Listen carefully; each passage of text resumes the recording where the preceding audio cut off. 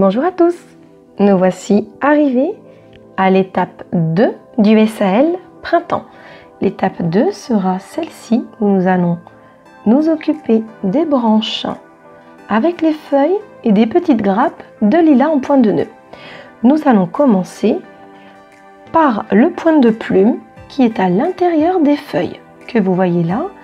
Ensuite, nous allons reprendre le point de tige et nous allons effectuer également des points de nœud pour les branches de lilas.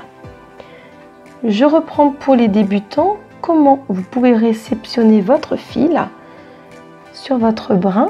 Hop, vous attrapez un seul petit fil et vous tirez doucement dessus. Vous voyez, regardez. Hop. Et vous avez votre fil. La longueur des fils que j'ai préparés est d'environ 1 mètre. Ainsi pliés en deux, ils seront de taille convenable pour vous travailler. Il ne faut pas avoir une aiguillette trop longue ou bien trop courte. Si vous prenez une aiguillette trop longue, ça sera difficile pour vous de travailler. Et pareil, lorsque votre aiguillette sera trop courte, on le verra surtout lors des points de nœud. On enfile le fil dans le chat de l'aiguille. Et là, vous avez une petite boucle au bout. On va maintenant passer au tambour.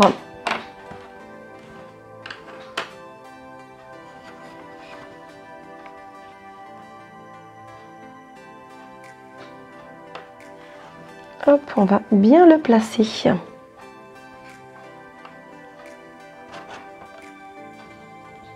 Hop. N'hésitez pas à tendre votre toile à votre convenance. Il ne faut pas que votre toile soit trop serrée non plus. Vous devez sentir... Vous entendez le petit bruit? Il ne faut pas que ce soit trop tendu. Voilà. On va fixer notre fil maintenant.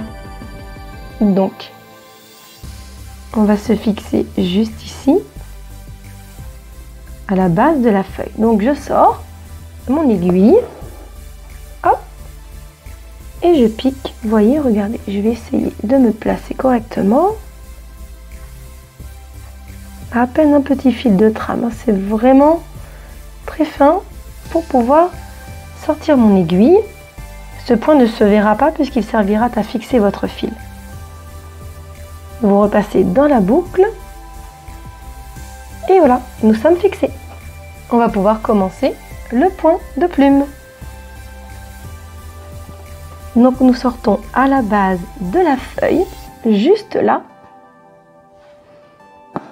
Hop, le fil sous le pouce. C'est parti. On se place à l'intersection juste ici.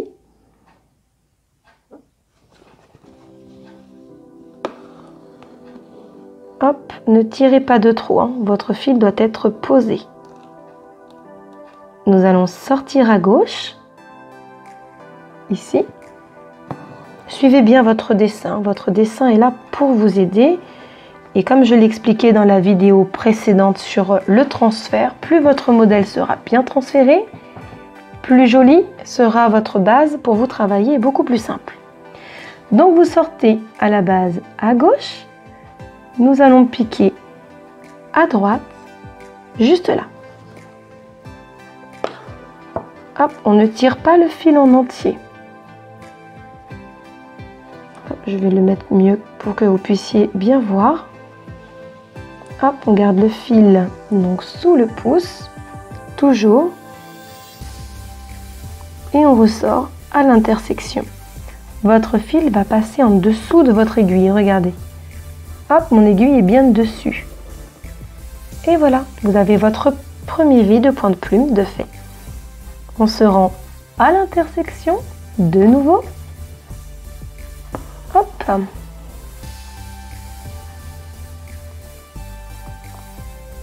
On pique pour sortir à gauche. Ah. Voilà, le fil sous le pouce. Nous piquons à droite.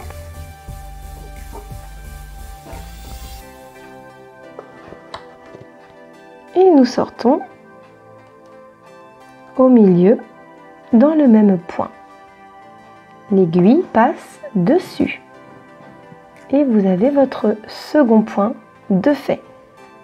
On se rend, hop, à la fin de votre point.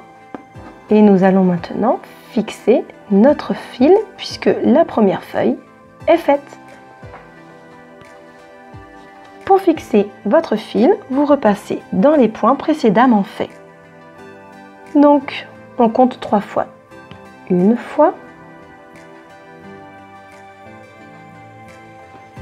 2 fois et 3 fois. Nous pouvons maintenant couper.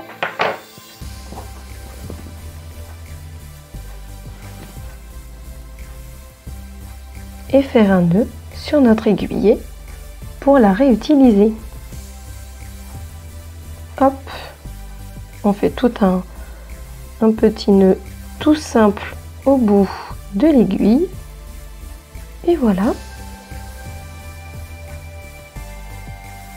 Et on va s'attaquer à la deuxième feuille. De nouveau, on va se fixer. On sort. On repique à 1 petit millimètre. Vous voyez, c'est vraiment un fil de trame. Encore une fois, on ne va pas le voir. Et vous voyez, hop, petit fil avec le nœud nous a fait une petite boucle. Donc vous passez dans la boucle et les petits nœuds qui dépassent, les petits fils au-dessus du nœud, vous pouvez les couper.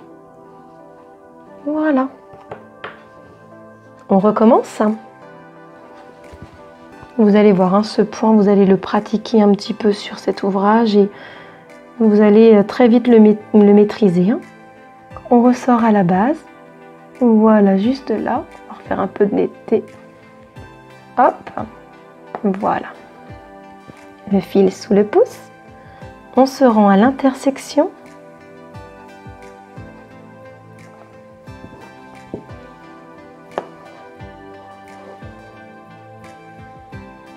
Nous piquons sur la gauche. Décidément. Et voilà. Le fil sous le pouce. On pique à droite. Et on va ressortir, pour les plus aguerris, directement dans le trou à l'intersection. Vous voyez ? Hop, si vous préférez le décomposer, décomposez-le. On se replace sur l'intersection. Hop, on sort sur la gauche.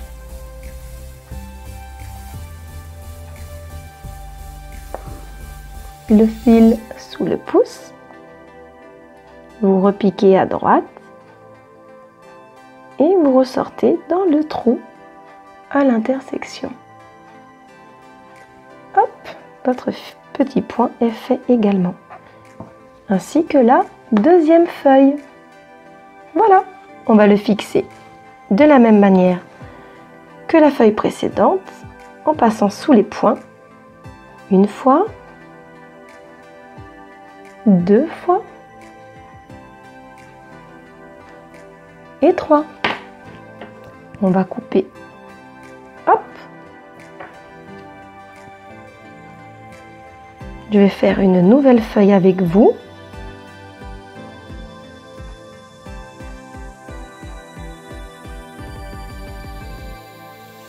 De nouveau, mon petit nœud pour ne pas perdre mon fil. Hop.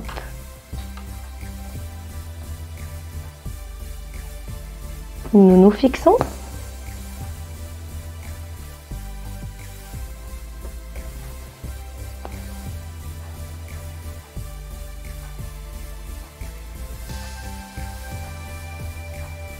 en passant dans la boucle.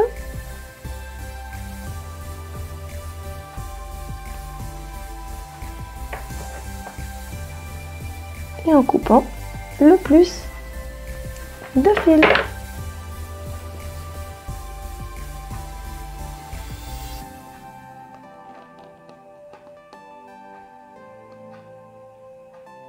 On va sortir à la base,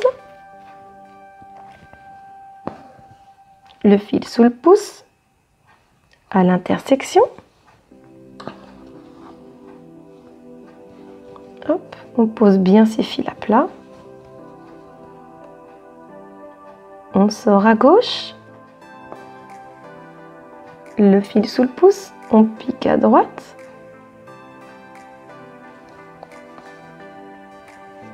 Et on continue à l'intersection.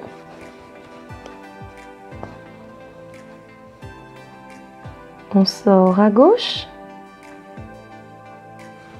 On pique à droite.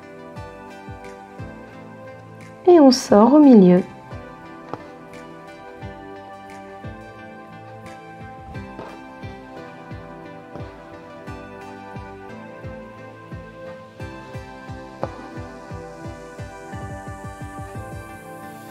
Hop.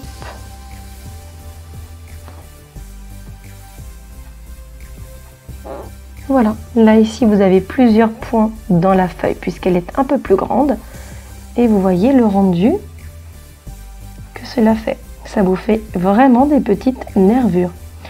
Nous allons bloquer notre fil. Maintenant vous avez compris le principe pour le point de plume. Nous allons passer au point de tige où nous allons nous en servir d'ailleurs pour faire le tour des feuilles. Hop.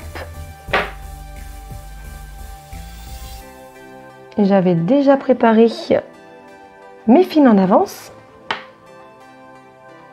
ce qui est pratique avec le pic-aiguille. Vous voyez, j'ai déjà sélectionné les couleurs que je vais utiliser pour cette étape. Mes fils sont déjà installés. Ça me fait gagner du temps. Et vous aussi, ça vous fera gagner du temps. Donc, pour faire la tige, j'ai choisi un vert, voyez, un peu plus foncé. Je vous donnerai, si vous le souhaitez, pour celles qui veulent les références DMC des fils que j'ai utilisés. N'hésitez pas à poster un petit commentaire, une petite publication. Je vous les donnerai avec plaisir. Hop. Donc, de la même manière, on va se fixer. On repique à 1 mm. Vous allez savoir, vous fixez vos fils sans nœud. Hein. Vous allez avoir un bel ouvrage à l'arrière, vous allez voir. Alors, on va sortir juste là, à la base. Sur cette partie, je laisse volontairement les traits qui forment le fond. Hein, sur toutes les étapes, nous allons laisser, ce sera la dernière étape que nous ferons au point de chaînette. Et je l'expliquerai à la fin puisqu'il sera plus simple de le fixer à la base du colibri par exemple. Vous voyez, ça sera beaucoup plus simple. Donc là, on va faire juste le point de tige, de nœud et de plume sur cette étape-ci. Vous laisserez les traits pour les hexagones. Hein. Donc, vous mettez le fil sous le pouce. On pique à 4 mm à peu près. Hop. Là, on va le faire plutôt à 2 mm parce qu'on va redescendre tout de suite sur la feuille avant de remonter. Hop, et vous ressortez au milieu du point. Voilà. Et on va suivre tout simplement. Vous repiquez à 2 mm. Hop. Et on ressort dans le trou précédent. Voilà. Je vais tourner mon ouvrage pour que je ne sois pas embêtée. On pique à 2 mm. Et on sort dans le trou qui précède. Vous voyez? Comme ceci. Et vous allez continuer tout le long en suivant votre dessin. Donc 2 mm et on ressort dans le trou. Si vous voulez reprendre les bases du point de tige, je l'ai expliqué dans la vidéo de l'étape 1 où nous avons inscrit le mot printemps. Donc n'hésitez pas à aller le revoir en détail, hein, je le décompose. Hein. Donc vous piquez à 2 mm, puis on ressort dans le trou qui précède. Vous allez voir, ça va dessiner très joliment le contour de la feuille.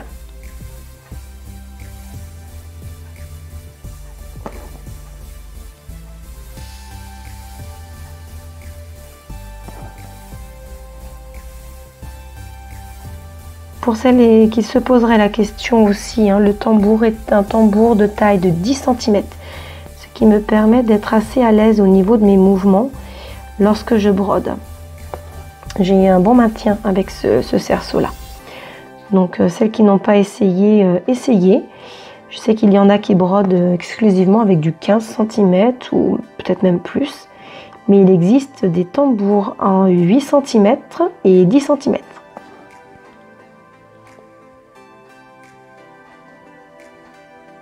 Hop, regardez, là, je vais vous montrer comment on arrête un point. On est arrivé au bout de la feuille. Vous voyez, il y avait un tout petit bout, donc je repique dans le dernier point. Hop, rendez-vous sur l'arrière de la toile. Vous passez dans l'avant-dernier point. Vous voyez, il y a un point là et un là sur celui sous lequel je viens de passer mon aiguille. Hop, ça va vous permettre de repartir de manière très propre et votre pointe de feuille sera très jolie. Et là, vous pouvez piquer juste à la sortie, si je le trouve, juste là. Hop, le fil sous le pouce, donc comme si on reprenait, hein, vous partez à 4 mm et vous ressortez votre fil au milieu. Et on y va, fil sous le pouce, 2 mm et on ressort. Voilà. N'oubliez pas surtout hein, la régularité dans la longueur de vos points. C'est très important, c'est ce qui donnera de la finesse à votre broderie finale. Hein.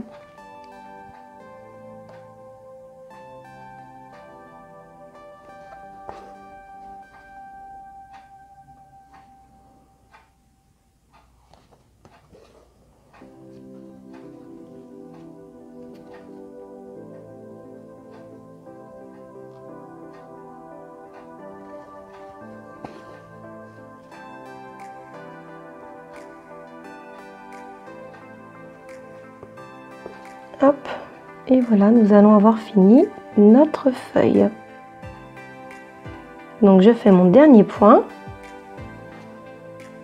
Regardez, hop, et je repique pour fermer ma petite feuille.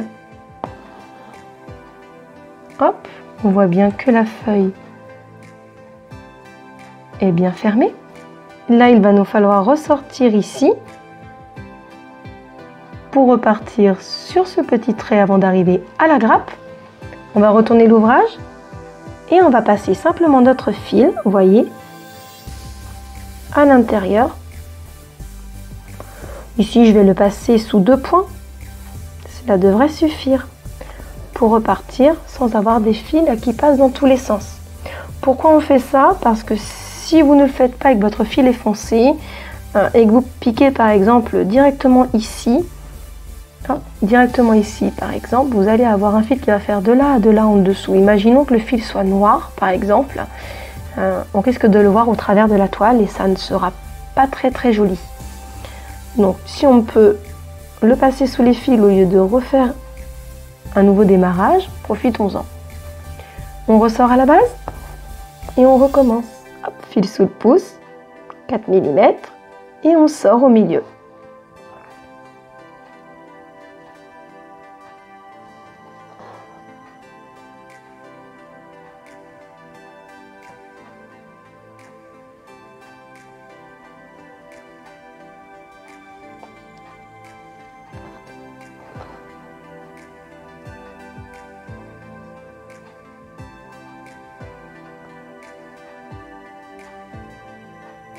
Hop.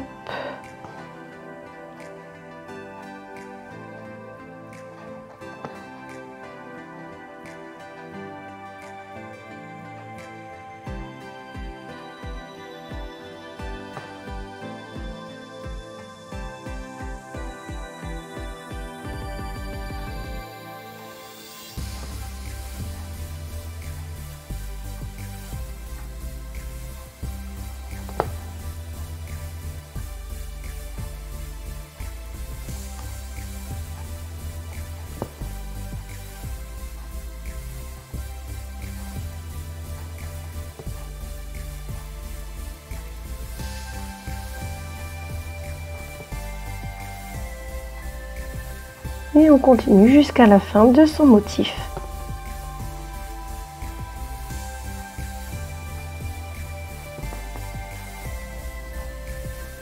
Une fois terminé, on pique. Soit on arrête son fil, soit comme ici, je peux repartir juste ici, hop, juste là, ici, à la base, pour faire la même chose autour de la feuille, ce que nous allons faire. Puisqu'il me reste suffisamment de fil, je pense, pour le faire. Vous voyez, l'arrière du coup reste très propre, hein.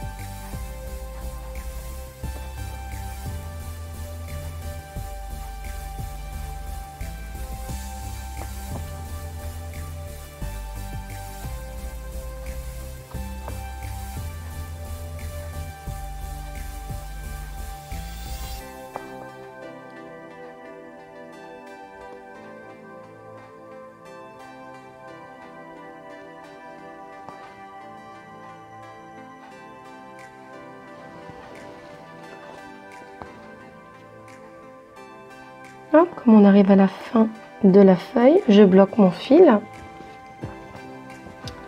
et on repart dans l'autre sens.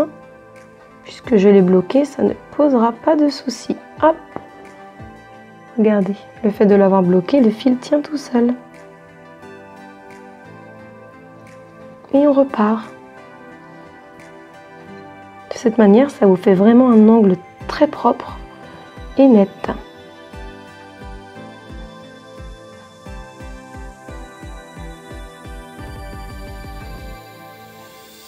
Hop.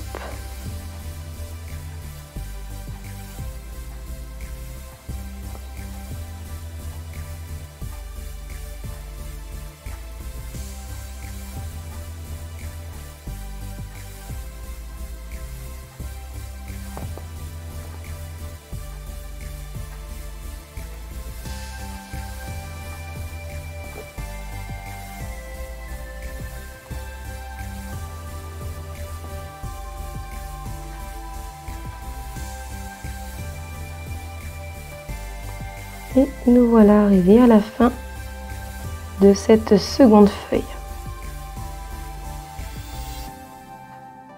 Voilà.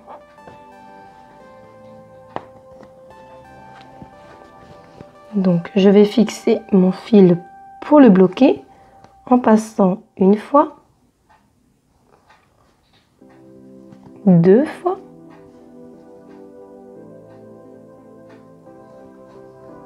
et trois fois, et en coupant à ras.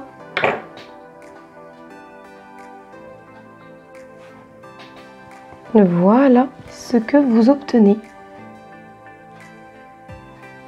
Donc maintenant, je vous invite à faire la même chose au niveau du point de plume sur toutes les autres feuilles, ainsi que sur toutes les autres tiges, comme ceci. Là, vous suivez bien votre dessin et on se retrouvera. De toute façon, je vous montrerai le résultat final, mais vous avez compris le principe. Maintenant, je vais reprendre un fil vert clair Pourquoi? Parce que le point de tige, nous pouvons aussi le rebroder. Alors, comment rebroder un petit point de tige? On va se fixer. Pour cela, je vais le faire uniquement sur la branche. Je ne vais pas le faire sur les feuilles. Donc uniquement sur les branches. Après, c'est une question de, voilà, de création. Vous faites comme vous le sentez. Si vous voulez tout rebroder, vous rebrodez tout. Si vous ne voulez pas, vous n'êtes pas obligé. Mais je vous le montre pour que vous ayez ce point. Vous sachiez que vous pouvez le faire. On va se fixer. Hop, on regarde bien son ouvrage. Là, ici, je veux commencer à cet endroit. Donc, je le retourne. Et au lieu de piquer à 1 mm, je vais me fixer sur un point existant. En passant mon aiguille sous un point. On ne tire pas trop le fil. Et on le passe dans la boucle. On est fixé. On y va. Pour rebroder un point, hop, on va sortir sur la gauche. Là, ici, je vais sortir vraiment entre les deux. Je l'avais juste là, vous voyez. Hop. Le fil sous le pouce. Et maintenant, pour éviter de tout abîmer, vous prenez le chat de l'aiguille. Alors, et vous passez sous les points, comme ceci. Là, vous étiez là. On va donc passer sous ce point-là. Après, on peut le tirer plus ou moins, selon l'effet que vous voulez. Puis, sous le point suivant. Attention quand même à l'aiguille qui peut vous piquer le doigt, parce que si vous saignez, vous risquez de tacher votre toile. Hop, sinon vous pouvez très bien utiliser une aiguille à bourron. Si vous voulez rechanger d'aiguille à ce moment-là, il n'y a pas de souci. Hop, et on repasse de gauche à droite. Hop.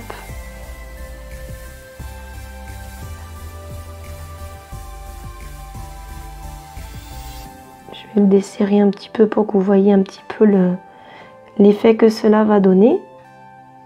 Hop.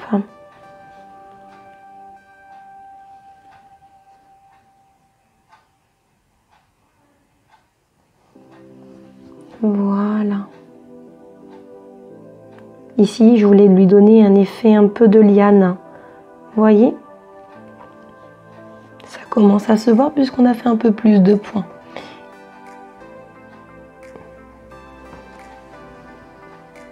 Hop là.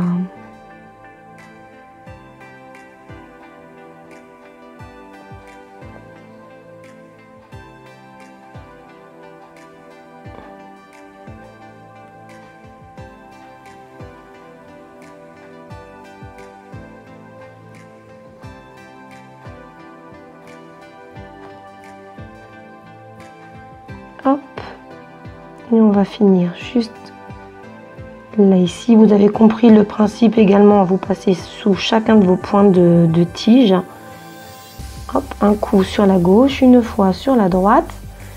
Et quand on obtient un petit nœud comme là, on ne tire pas, s'il vous plaît. Sinon, vous allez aggraver le nœud. Et là, je vais passer avec mon aiguille dans l'autre sens, puisque c'est la base où j'ai fermé. Donc, c'est un peu serré. Faites attention à ne pas abîmer vos points. Pour le terminer, vous piquez bien à ras, hop, comme ceci.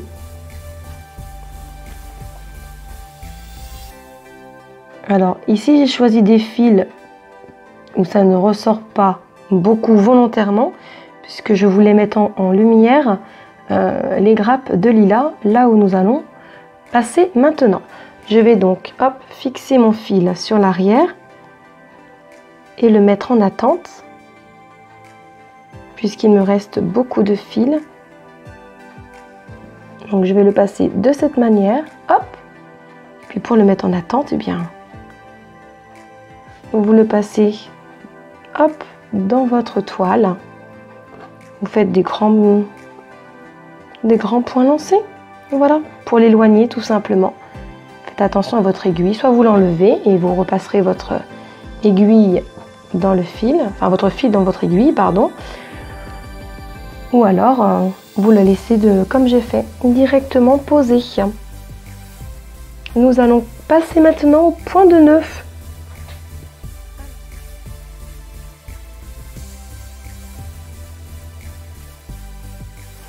Nous allons donc maintenant passer au point de nœud qui sera mis sur la grappe de lilas. J'ai donc choisi deux types de fils violets, un lilas un peu foncé et un lilas un peu clair. Nous allons faire deux types de nœuds. Il y aura le nœud colonial qui est un petit peu plus gros et le nœud simple que vous avez l'habitude de voir.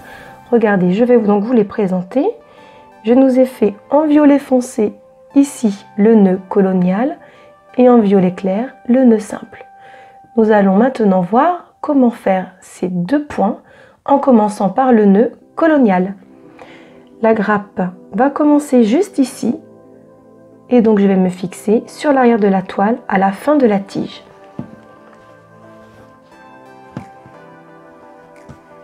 Juste là. Comme d'habitude, on passe sous un point, puis dans la boucle. Et nous sommes fixés. Retour sur l'endroit. Pour le point colonial, nous allons sortir à l'endroit du point. Sortez l'intégralité de votre fil. Je pose mon tambour. Je vais vous le décomposer pour que vous voyez bien comment placer votre fil. Votre fil doit faire comme une boucle, comme un 8, comme ceci. Et avec votre aiguille, vous allez piquer donc la pointe vers le bas à l'intérieur de la boucle, ce qui fait comme ceci. Vous passez votre index pour ne pas faire glisser votre fil dessus et nous allons tourner une fois, deux fois et trois fois. On va repiquer juste en dessous de là où nous sommes sortis. On attrape le fil sous le pouce, on maintient et on tire tout doucement. Vous allez sentir votre fil passer en dessous de votre doigt et votre nœud est fait. Voilà pour le premier nœud colonial. Nous allons en faire un autre juste ici, en laissant de la place pour les nœuds simples. Je ne vais pas faire que des nœuds en violet foncé pour donner un peu de relief à mon motif. On se place comme ceci pour faire comme un 8 avec le fil, l'aiguille qui passe dans la boucle. Avec l'index, je bloque mon fil et avec ma main gauche, je tourne une fois, deux fois, trois fois et on repique juste à côté du trou. On met bien le fil et le nœud à ras de la toile, voyez. Hop, je vais pousser un petit peu mon aiguille, vous voyez, il est vraiment à ras de la toile. Ne tirez pas de trop sur votre fil, vous allez avoir des difficultés à passer le chat de l'aiguille sinon. On place bien son aiguille. Hop, et vous tirez tout doucement. Vous allez avoir des difficultés si vous serrez de trop. Et vous sentez le fil passer juste en dessous, votre nœud est formé quand il n'y a plus de fil qui passe. On va continuer. Je vais vous le redécomposer à nouveau.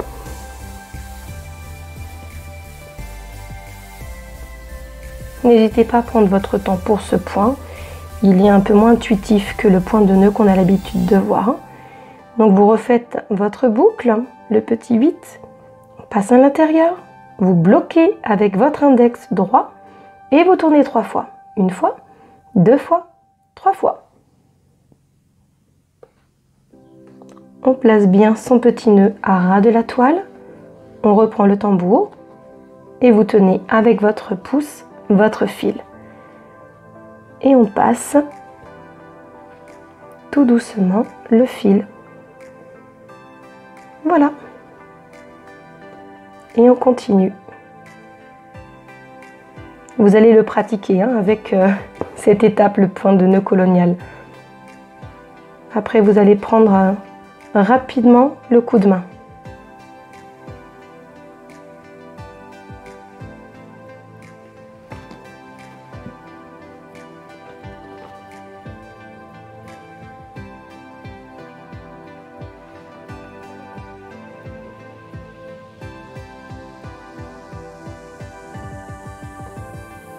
Ah, vous voyez, j'ai un peu trop serré, j'ai du mal à passer. Donc quand c'est ça, vous revenez un petit peu jouer avec les fils pour les desserrer un peu. Et là, ça va passer. Surtout, ne tirez pas trop fort, vous risqueriez d'endommager votre toile. Hop.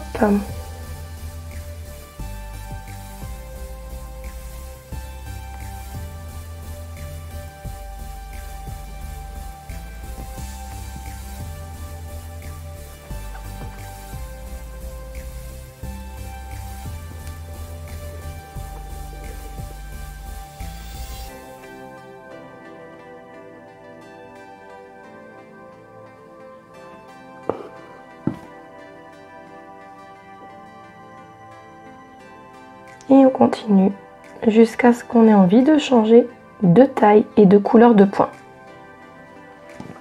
Pour ce motif, vous pouvez très bien utiliser des fils dégradés de chez DMC. L'effet sera aussi très joli.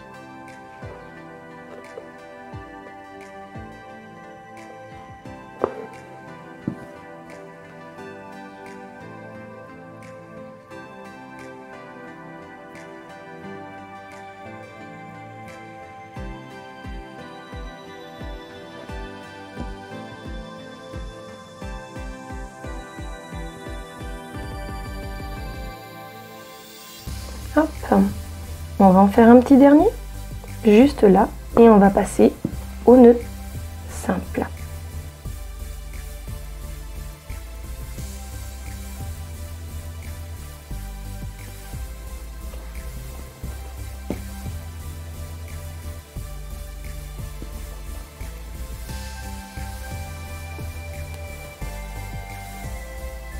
Et voilà ce que vous obtenez pour le point colonial. Voilà, vous voyez, je me suis déjà avancée hein, sur l'ouvrage. Ainsi, je pourrais vous montrer l'étape numéro 2 terminée dans son intégralité.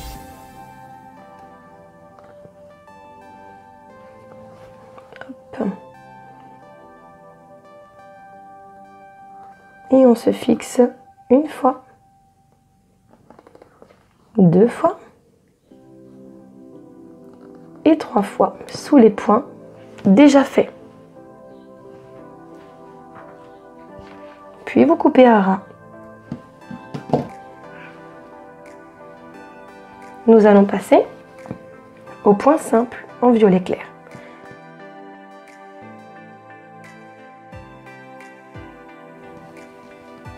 Et donc pour le point de nœud simple, nous allons sortir le fil comme pour le point précédent. Hop, fil vers le bas, aiguille vers le bas et vous tournez une fois, deux fois et de la même manière on repique à côté. On reprend le tambour, on maintient hop, le petit fil et vous tirez. Doucement, doucement, on accompagne son fil et on voit le nœud qui se forme petit à petit. Vous ressortez, fil vers le bas, aiguille vers le bas, on tourne une fois, deux fois et vous piquez à côté. Hop, vous reprenez le cerceau et puis vous reprenez, voilà, vous accompagnez tout doucement. J'en fais encore un et puis je vais vous montrer la différence, on va bien la voir. Hop, à côté des nœuds, du petit nœud colonial. Regardez, aiguille vers le bas, une fois, deux fois.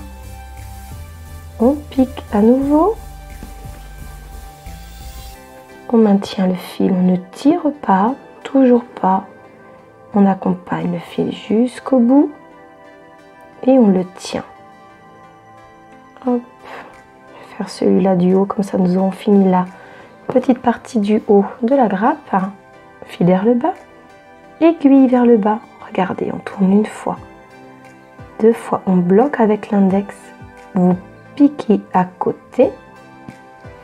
Hop, en laissant de la même manière les fils se poser sur le ras de la toile et puis vous accompagnez tout simplement. Vous avez compris le principe maintenant. Hop, je vais vous montrer plus près ce que vous obtenez et là on voit vraiment la différence entre la taille du point de nœud simple. Hop, on va demander un peu de netteté. Ça va revenir. Entre voilà la taille du nœud simple et le nœud colonial. Vous pouvez tourner une fois ou deux fois selon l'effet voulu au niveau du point. Je vais continuer cette grappe dans l'intégralité, mais je pense que vous avez compris le principe du nœud simple. Hop, vous sortez, fil en bas, aiguille en bas, une fois, deux fois, et on pique à côté. Voilà, il est vraiment, je dirais quand même qu'il est plus simple que le nœud colonial, il y a un peu moins de manipulation à faire. Le rendu est un petit peu différent, mais le fait de mélanger les deux peut être assez sympathique sur un ouvrage, je trouve. C'est pour cela que j'avais choisi de vous le présenter. Et vous accompagnez le fil, vous voyez, jusqu'en bas. Je vais terminer la grappe et puis je vais vous montrer le rendu final de cette étape, de ce que vous êtes censé obtenir, plus ou moins, selon votre créativité, comment vous vous êtes laissé emporter par votre broderie.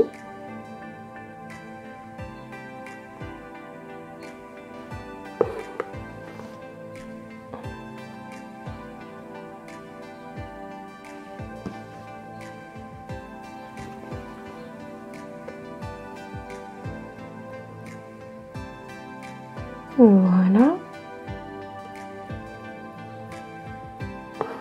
Nous avons presque terminé.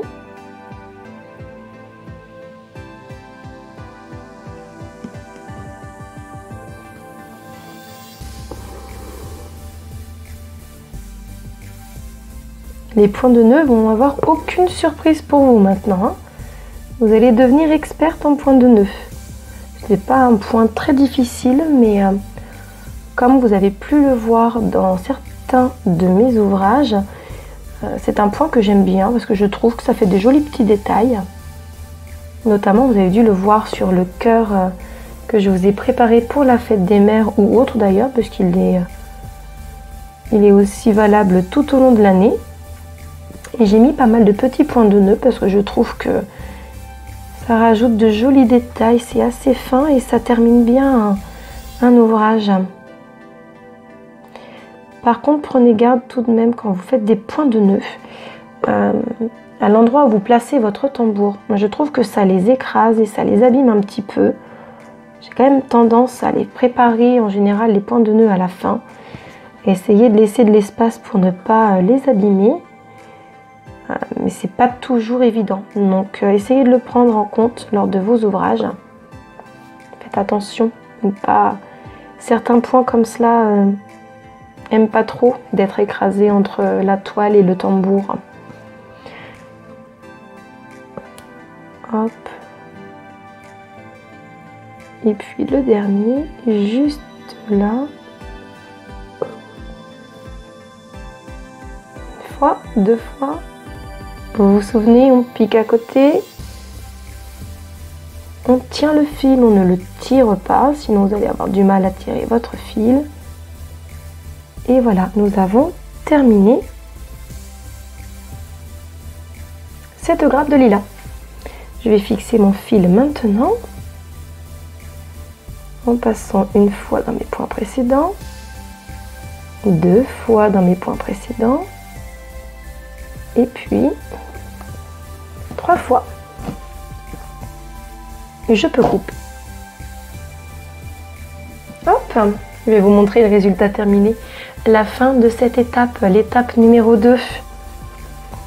Vous allez avoir une idée de ce à quoi votre ouvrage va ressembler. Voilà, on y est dans le printemps là, je pense, avec le lilas en fleurs maintenant qu'il est posé. Voilà.